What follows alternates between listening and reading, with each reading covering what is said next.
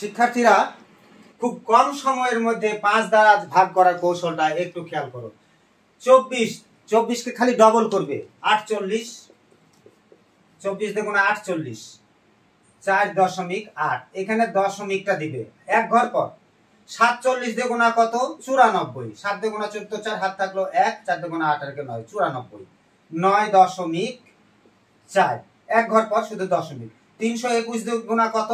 300, 300, 600, 21 দ্বিগুণা 42, 642, তাহলে 64.2, এক ঘর পর, এই এক ঘর পরে। 480 দ্বিগুণা 960, 2 দিয়ে গুণ দিলে কত? 960, তাহলে 96.0 লেখার দরকার নাই, শুধু 96 লিখলে যথেষ্ট। 2 দিয়ে গুণ, 2 1 2, 2 দ্বিগুণা 4, 3 দ্বিগুণা 6, 4 দ্বিগুণা 8, এখন শুধু এক ঘর পর 864.2, শেষ।